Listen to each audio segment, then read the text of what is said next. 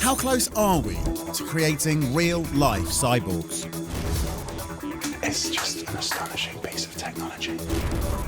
What is possible is almost anything. It's a revolution. My name is Dr. Jack Lewis. I'm a neuroscientist, and I'm on a journey to meet people with incredible brains. Your brain is extraordinary. With the help of magician Mr. Pete Heat, I want to explore the most vital of our vital organs. I've got my teenage brain back. In this episode, I'm going to jump into the future. Oh, look at that. A place where man and machine work in unison. You could say there are almost no limits. And the lines between the brain and computing power become blurred.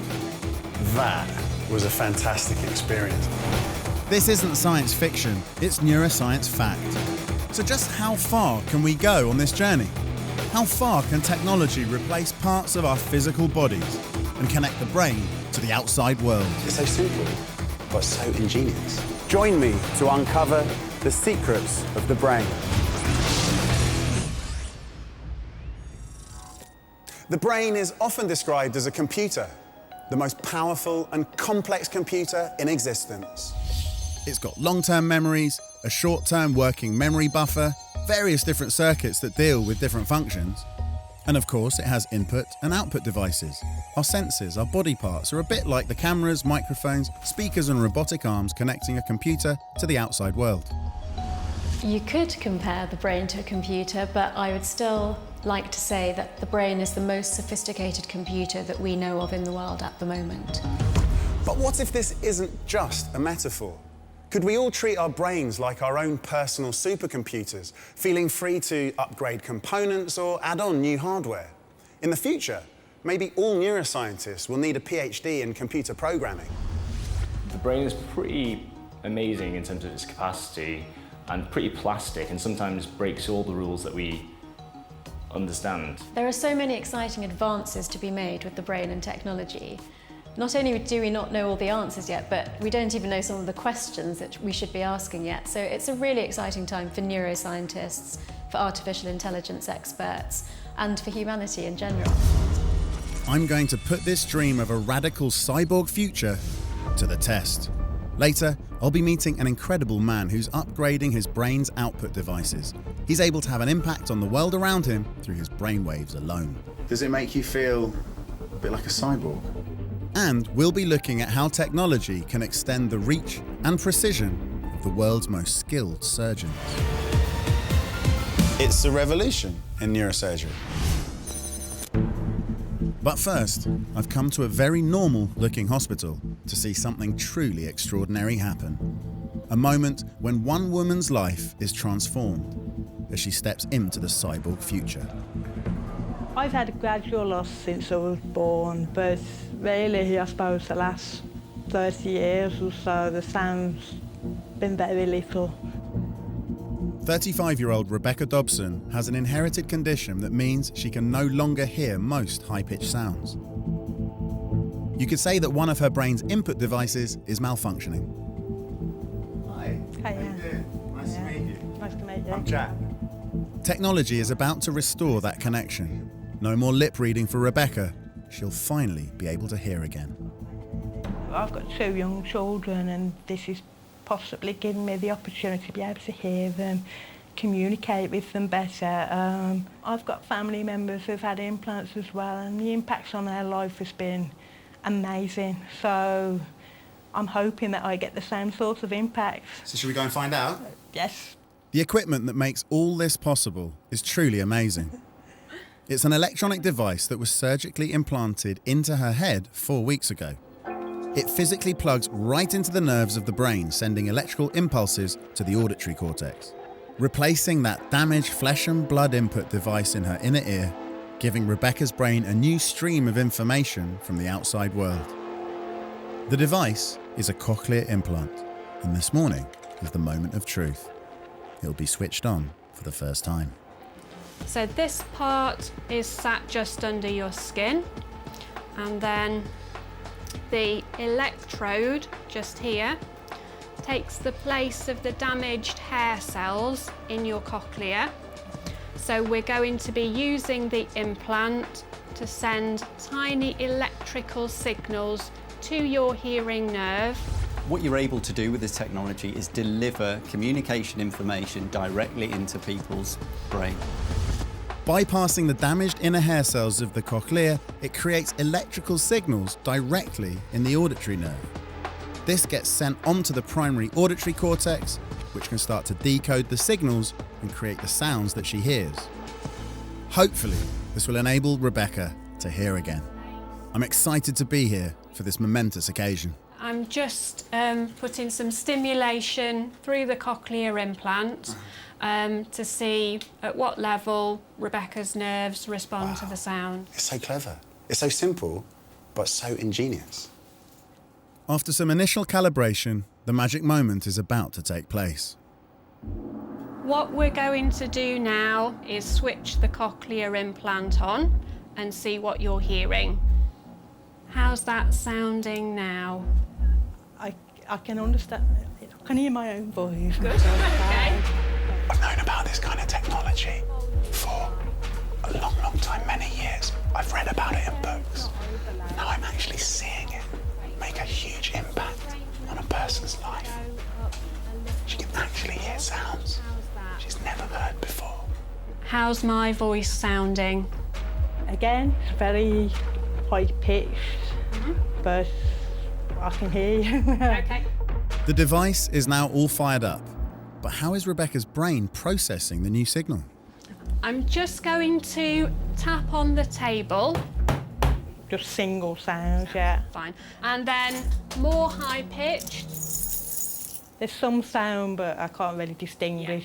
The high-pitched sounds, your brain's not had those for a long time, and so they sound strange. The cochlear implant can pick that up and activate those high-pitched nerves, so we can send the signal to your brain, but your brain's not quite sure what to do with it. With this clever little machine whispering directly into those nerves, her brain can suddenly hear again. Hear pitches that she literally hasn't heard for decades. It's just an astonishing piece of technology. Now, this might sound like hyperbole, but the truth is, she just became a bionic woman. Yeah. And she seems really comfortable with it. How does my voice sound compared to someone you know very well and then someone who's got a female voice? I suppose robotic is the term. I can tell the different frequencies. I'm just listening to my own voice now. It's strange. Everything's really strange. I'm happy. I'm so happy for you. Really good. Brilliant. Thank you. Amazing. Thank you so much for letting me watch this. I'm going to hearing nothing, to having all them sounds. It's mind-boggling. It's mind-boggling. Hopefully, people in my family, it'd be amazing for me to go home and be able to hear them, which I've never done before. So I'm actually quite eager to go and listen to them now. So I can't wait. I can't wait.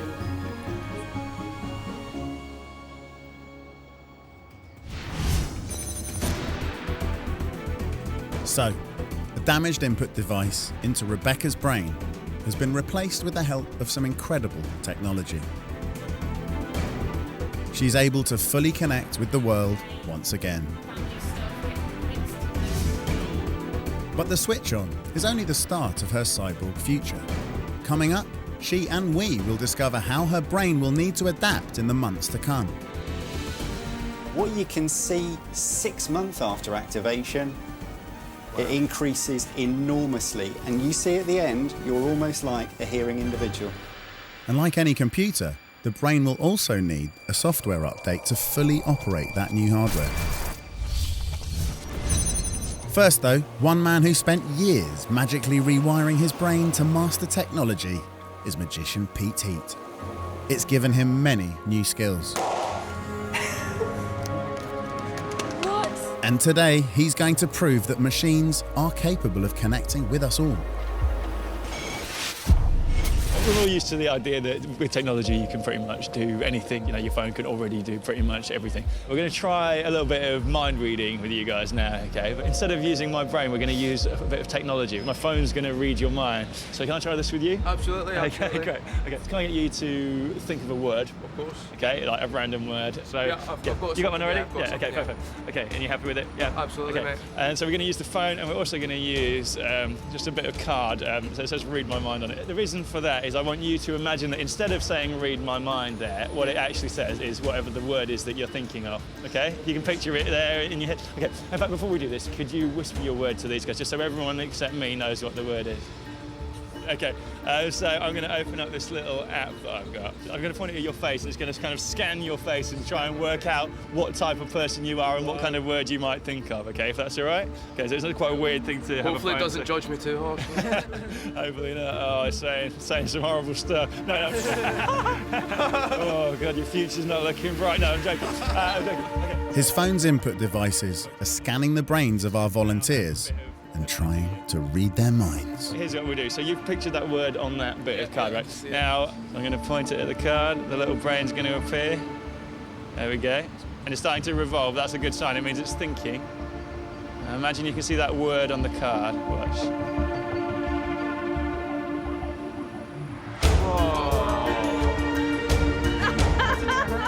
That's bizarre. Is that the word then, I take it, yeah? Yeah, that is the word. So something's starting to happen. Oh my god. Is that a word? Oh, that's so good. Can you see that? In fact, yeah, if you turn it to face yourself, that you can see. Oh my god. Yeah. Can you see it? Yeah. Yeah. Is that the word? Yeah, that's the word. That's the word. Nice. Is that the word? Tottenham, is that? Yeah. Okay, great. It's done it. as well. It's just so weird how it's exactly the same word I was thinking. But you guys wouldn't have known that. That's really messing with me a little bit there. Yeah. That scared me. I have my doubts that was all technology. I have my doubts that was an app. I may never find out exactly what he'd done. If it was the app, then that does freak me out quite a lot. So, Pete's magical technology seems to have adapted itself to the brains of his volunteers in moments. We are living in exciting times. As technology advances even further, the thing that seems to be happening is the blurring of the line between our brains and the world with which they live in. Already people use their smartphones as an external brain of some kind. That's only going to increase as these technologies progress. Helping the blind to see again has long been a dream explored by science fiction. But right now, several technology companies are looking to do this for real. A remarkable piece of technology can be downloaded as an app onto any phone.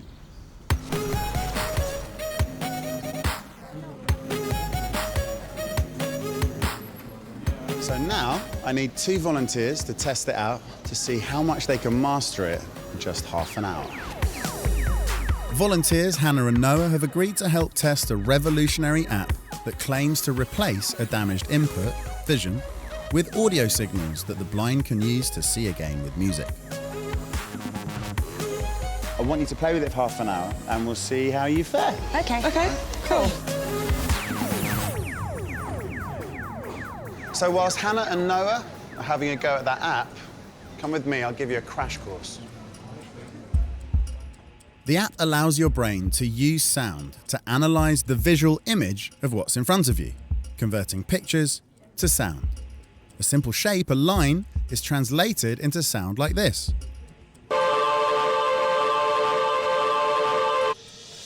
And a complex shape, like a cup, becomes this.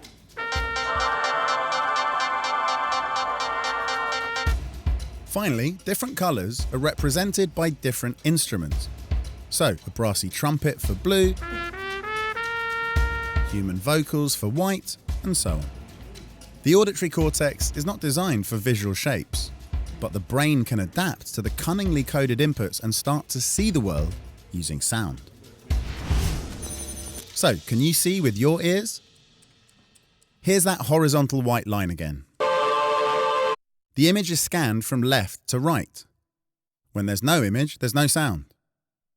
If the line's lower down, the sound's lower pitched. And a vertical line? Well, that is much shorter and a mixture of high and low pitches. Let's add the horizontal line again.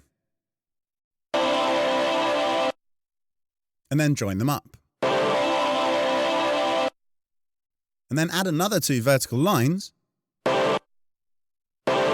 You've just read your first visual word using just your ears. Okay, challenge time. Can you tell what word is being spelt out with these sounds? Here's a clue. The first 2 letters are the H and I from before. Here it is again. Did you get it? Well, it's...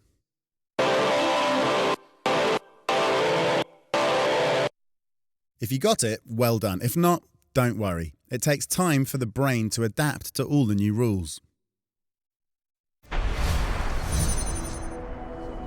The potential for this technology is incredible. It could be literally life-changing for millions of people. In substituting sensory inputs, the app is forcing one part of the brain, the auditory cortex, to do the work usually performed by the visual cortex. It's mind-bending if you think it through, but incredibly intuitive if you just go with the flow. Get the practice in and let your brain do all the heavy lifting. Our super-powered brain has one great advantage over desktop PCs. It doesn't need to download installation software from the outside world to start using new hardware. It just writes it itself through trial and error. Right. So, how have our volunteers' brains adapted? We're going to up the ante. Are you ready for a big challenge? Yep. Ready? This, as you can smell, is delicious lemonade, Okay. which will taste wonderful. However, these ones is pretty putrid. It's curdled milk. Oh, okay. Can the app help their auditory cortices tell the difference between the bottles? Identical in shape, but different in colour. So I'm laying them out in front of you in a completely randomised order. Okay, in your own time. Good luck. To up the ante, Hannah has to drink from whichever bottle she chooses. There should be a clear difference in the sound between the different coloured bottles, making it easy to tell them apart. But if her brain's processing of the app leads her up the wrong path, she's about to get a disgusting surprise. Thank God for that. We did it. Ooh. Blindfolds back on. This time, I'm going to ask them to do the challenge again, but with a sneaky twist. Okay, so if you grab your phones, get ready to scan. I'm going to place them down again in a completely randomised order, and in your own time, go for it. Okay. I'm playing a dirty trick on them. All 3 bottles contain curdled milk this time. Bad, I know. But their technologically enhanced ability to see with sounds should help. Maybe. It's a hard one. Yeah, this is a bit harder than the previous one. I don't know, I feel like it's in the middle.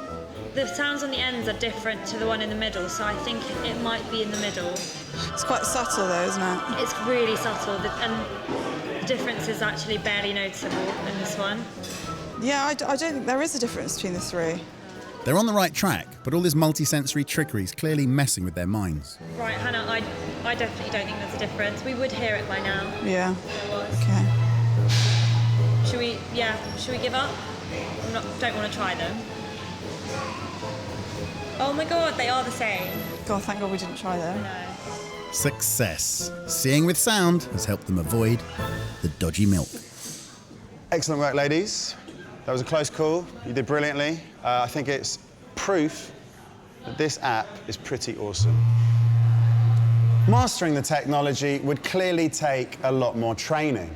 But after just a brief period of practice, Hannah and Noah can already interpret the acoustic information coming out of the app to do visual tasks, enabling them to avoid the dangers and get their hands on the delicious lemonade. The ubiquity of these smartphones in the modern world is really having an impact on all our brains. Don't believe me? Well, have you checked your phone in the last 5 minutes by any chance, only to find that there was no message, no call? Sorry, that was us. We planted the sound of a vibrating phone into the sound mix of the last story 3 times to fool your brain into thinking your actual phone needed your attention.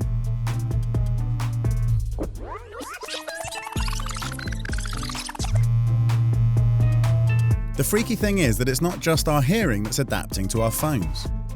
Researchers prove that these days, modern mobile phone users are suffering from illusory tactile sensations, where the brain perceives a sensation that isn't actually there.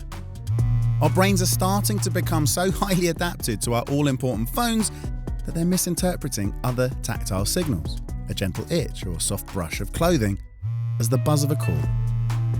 So, checking for a tweet or text that isn't there is not just a 21st century habit.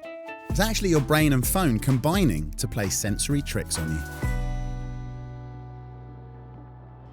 I think the brain will always adapt to technology, and I think it always has done. When we think of technology, we think of computers, we think of smartphones, and is that having an effect on our brain? But daily life, everything that we do has an effect on our brain. The crucial thing to remember is that brains need to change themselves to master new tech. But technology doesn't just work to replace damaged inputs into the biological supercomputer inside our skull. I want to explore how technology can also replace the brain's output devices, and the extent of what we're now able to do is incredible. I'm here to meet someone who's redefining the connection between man and machine. Over 20 years ago, an accident robbed his brain of the ability to control various parts of his body. But today, he's an elite-level computer gamer, controlling what happens in the game through thought alone. Hi, David. Hi there. You all right? Great, thanks. Okay. Should we go for a spin? Yeah, absolutely. As a young man, a horrific accident paralysed David Rose from the shoulders down. I was out with friends and went swimming, dived into a swimming pool, hit my head on the bottom of the swimming pool, and I broke my neck. That means I have no finger movement, no hand movement, very limited arm movement, and then no movement from the shoulders down. His car's been adapted so that even though he can't move each of his fingers independently, he can still get enough grip to drive safely. Other technologies also allowed David to stay physically connected to the outside world. His spirit was never broken by this accident. He stayed active and played wheelchair rugby, also known as murder ball. And now he's an international medalist in a pioneering cyborg sport. The brain-computer interface technology that I've become involved in has so much potential for anybody with a disability that is far more limiting than mine. You could say there are almost no limits. He's able to use technology to allow his brain to connect seamlessly with the outside world. He has the ability to do something that truly seems like science fiction.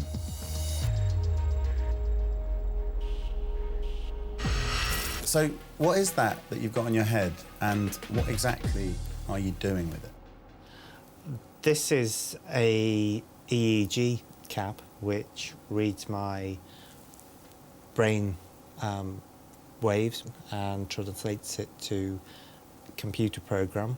So when I'm thinking, move my legs, the wires that's reading will pick it up and it will make the avatar run or jump. The computer registers specific classes of thought, imagining moving various body parts or mentally manipulating words, because the cap can detect which parts of the brain David is using most intensely.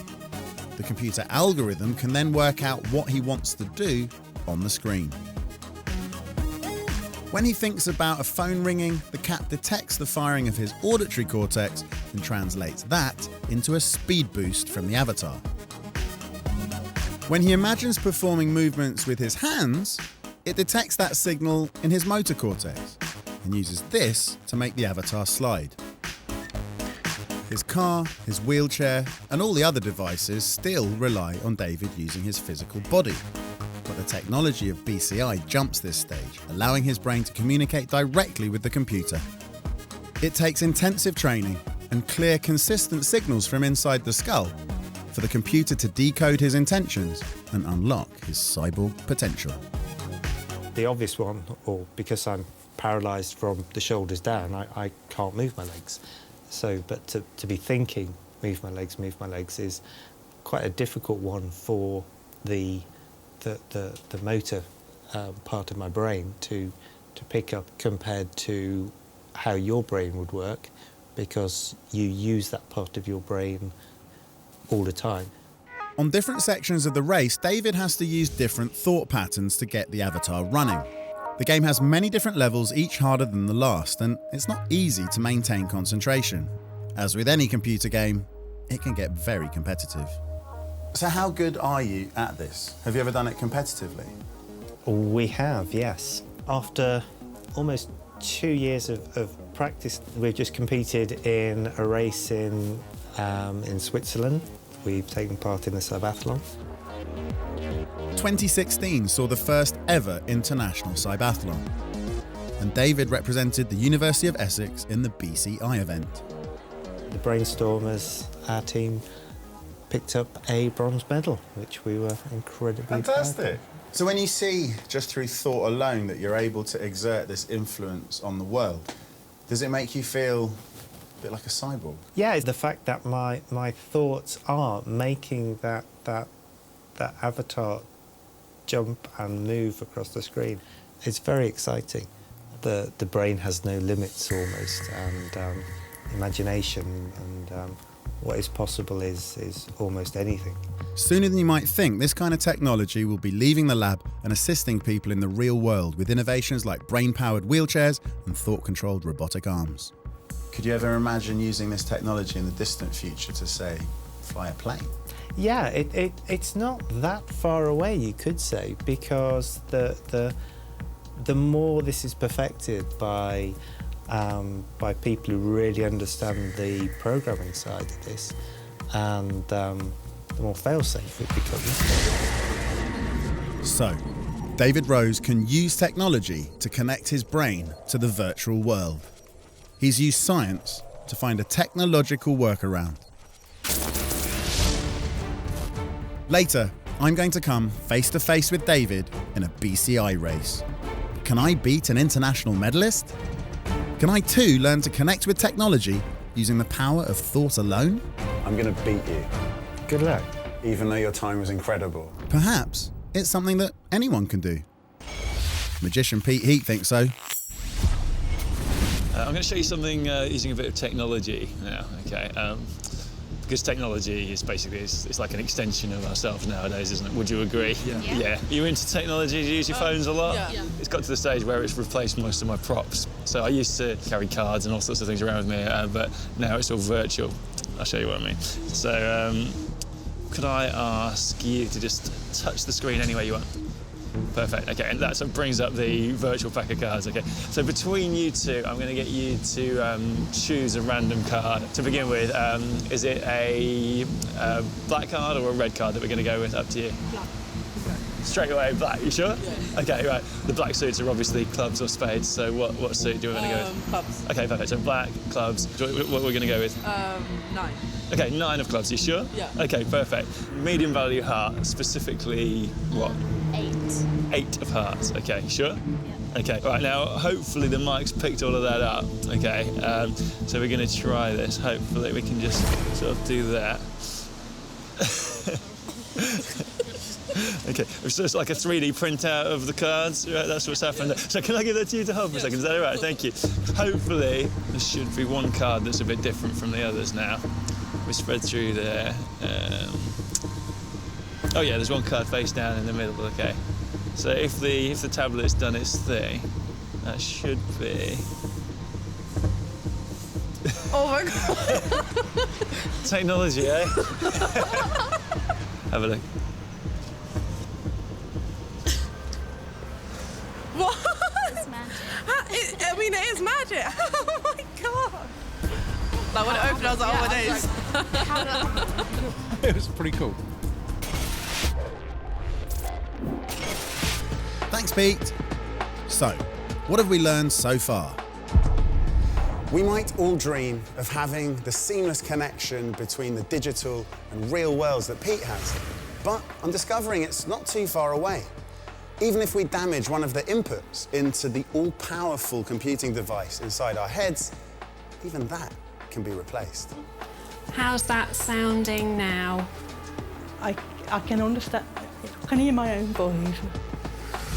And there are some incredible advances being made in the way we can connect our brains to the world when our bodies break down.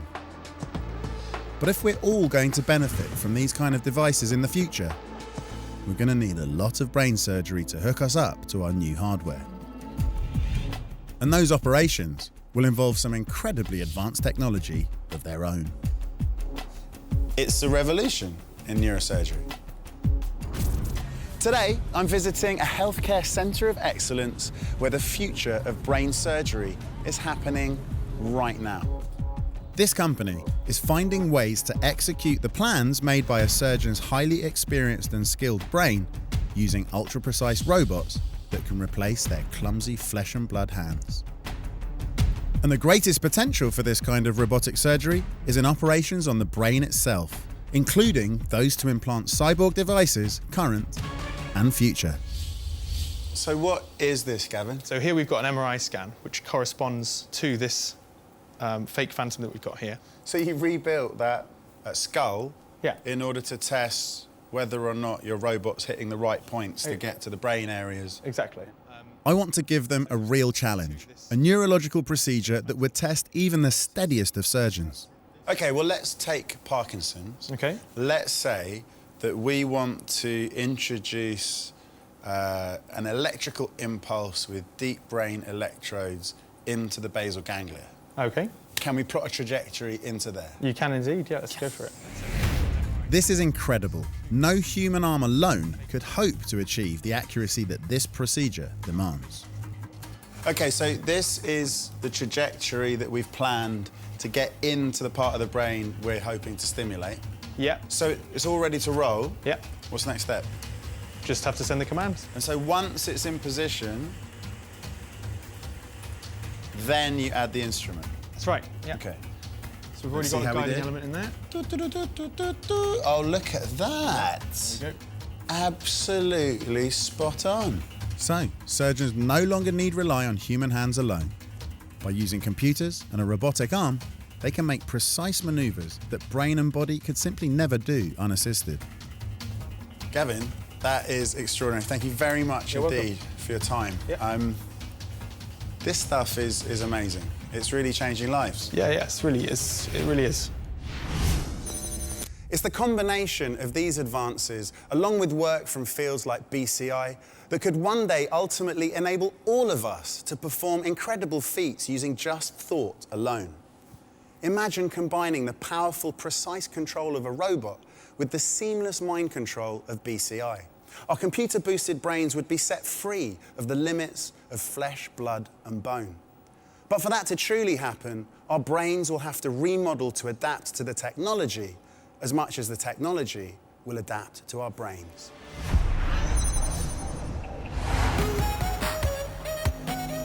Well, today, David has come to Imperial College London to get a glimpse of that future. Dr. Aldo Faisal is developing a revolutionary new output device that could transform David's life. So my laboratory focuses on neurotechnology. That's the combination of neuroscience and technology to help to restore function to a damaged brain or damaged nervous system. The only way your brain can interact with the world is through movement, be it to speak, to walk, or to move and use your hands. And so that's why we're trying to understand how the brain works. Aldo has developed a robotic glove that works around a damaged spinal cord. And David has come along to test it out. We have now a robotic glove.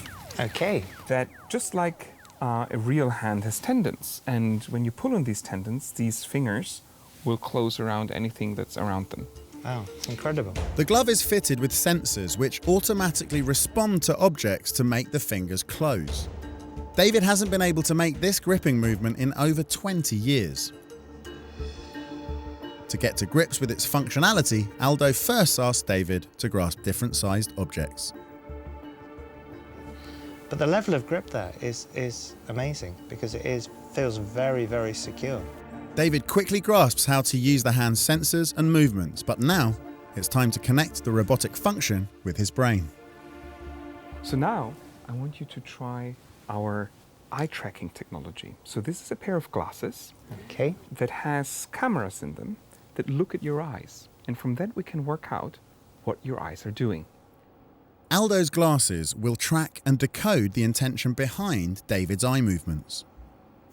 Using and harnessing the power of eye movements is the most promising approach to restore their function. And that's because eye movements are natural. You don't need to operate something artificial. It's effectively as simple as simply popping up a pair of glasses. If you look there at the computer screen, we can see what you're seeing. So our eyes are constantly in motion, and we believe that we can extract that motion information to control devices. So, by tracking David's eye movements, the camera and computer can work out David's planned movements and send these to the robotic glove. And just as with the Seeing Sound app, David has to train his brain to make the most of the technology. The process will, in time, become hardwired and automatic. So as I'm winking, I can feel my hand tightening. Do you want to try to drink from the bottle?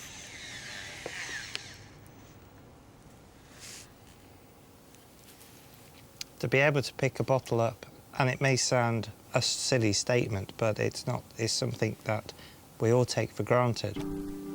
It is hard to describe how frustrating it is to have to ask for someone to pass you a drink, just to release it and set it back down. It's remarkable. David hasn't been able to use his hand like this for 30 years. And it's something most of us take utterly for granted, but such a big moment for David. Can I hold his hand? Yeah, absolutely. You actually held my hand. That's lovely. Aldo, thank you for developing this. My it pleasure. Really is. Now you can really shake my hand. That's amazing. It'll take a couple of days, I think, for it to really sink in and the actual wow factor that is. But to have my hand gripping by itself, but that was a very, very firm grip, and it's quite astounding. So, David faces an intriguing robotic future. And just imagine, using BCI to control robotic legs and the glasses to control his robotic hand, the sky really is the limit. Technology is really leaping forward at a very, very fast pace. Now, earlier, I met a woman who could hear certain sounds through her deaf ear for the first time in 3 decades. All thanks to an amazing piece of technology, a device that gave her a new input from the outside world that plugged directly into her brain. Amazingly for Rebecca, what she's experienced so far is just the beginning. To find out more, she's going to visit the surgeon that fitted her implant, who's also running a groundbreaking study that proves something incredible is going on in her brain. I'm going to see the surgeon, to find out about how my brain might change in the future and how the implant might affect me, really. Professor Douglas Hartley is studying how the auditory cortex changes after a cochlear implant has been fitted. So Steve, you've taken part in our research very, very kindly, and you've had your implant for some years now. Rebecca, you've had your implant just switched on today, which is very exciting. Stephen Martin is having changes in his brain function tracked using a technique called functional near-infrared spectroscopy. The team used this technique because it's impossible to safely MRI scan people fitted with the metal implants. So instead, powerful beams of light are pulsed into the brain to take measurements instead of using magnetic fields. The red optodes emit the near-infrared light into the brain, and the amount of light that's returned to the blue optode tells us how active that part of the brain is when it's listening to sound. The scans measure activity levels in Stephen's auditory cortex to monitor for changes as his brain adapts to the bionic ear. One child carried the suitcase. The changes weren't instant. When he was first tested, before and after the implant was switched on, there was very little difference in brain function. 10 leaves dropped from the tree. Today's testing will reveal how much Stephen's brain has now reprogrammed itself, if it's adapted to maximise the signal from the new technology. What you can see 6 months after activation, it increases enormously, and you see at the end, you're almost like a hearing individual. 1 month after switch on, Stephen's auditory cortex was still minimally active. But 5 months later, his activation levels nearly matched those of people with undamaged hearing. That's incredible. And hopefully, this is what we're going to be seeing with you after just a few months as well. Looking at the graph, gobsmacking. My deafness is genetic. My 6-year-old's got hearing aids and my 3-year-old's just been diagnosed with a loss. My brother's got an implant and my dad's got one, so this sort of thing could benefit them in the future amazingly. How's the implant working for you so far? It's amazing, really, to go from having no sound to almost being bombarded with sound, I suppose. It's amazing. I don't think there's a big gift you could have given me to be able to hear my children and stuff like that again. So, huge thank you for that opportunity. The future is limitless. You can imagine in the future with universal translators put into them that we can send people across the world to speak any language and have them translated through their cochlear implant. Rebecca's journey to becoming a fully fledged cyborg is now entering a new phase, as her brain starts to shift and get used to working with the new input device. And now, I'm having my own crash course, trying to master an output device with tremendous potential for us all. I'm donning an EEG cap, training up, and taking on David in the cyber sport he is an international medalist in.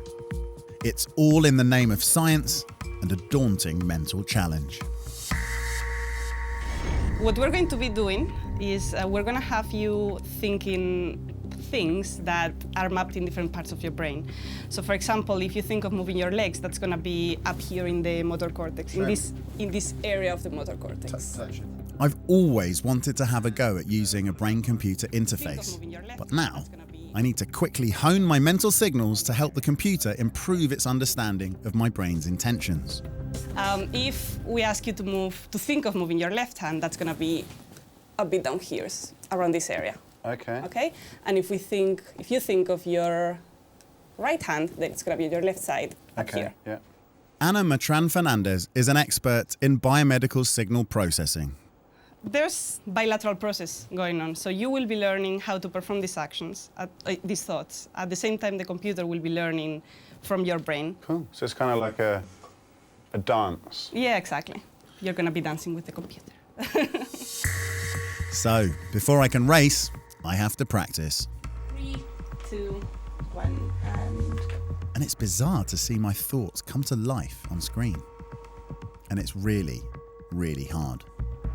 I can't talk you through it as I practice because the mental effort of talking would ruin the signal the computer's trying to interpret. But I'm thinking as hard as possible about running, moving my hands, or hearing a phone ringing on different sections of the track. And the cap is picking up on all those signals. Do you have any tips on how I can improve my ability to control this avatar? It's going to be hard. I have to say, at some point, you're going to be frustrated. When that happens, just try to empty your head of thoughts and just relax, breathe, and then try it again. So I'm all kitted out now with all the kit I need to take on the master. Me, a mere novice, against a medalist in an international competition. I clearly don't have any hope at all, but I'm going to give it my best. David's up first. Now, BCI racing is an unusual spectator sport. That's because most of the action is happening within the brain, the cap's electrodes, and the computer. And the crowd goes wild. What? What's your problem? Well, we just got 80 seconds. That would have been gold medal. David just recorded a time that would have won him a gold medal at the international competition he was at recently. And he's absolutely furious with himself that he did it here and not there. I have to beat that. That's a cibathlon. That's my best time ever, by miles.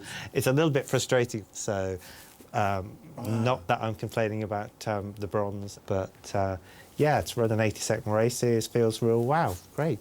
Brilliant. Congratulations. Thank you. And now I'm clearly in trouble.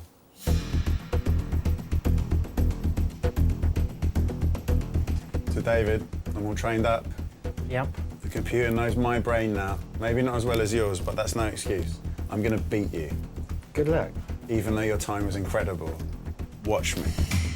3, 2, 1, go. I'm trying very hard to send the right thoughts to the computer at the right time, but it's very difficult. The pressure doesn't help either. Just one last jump.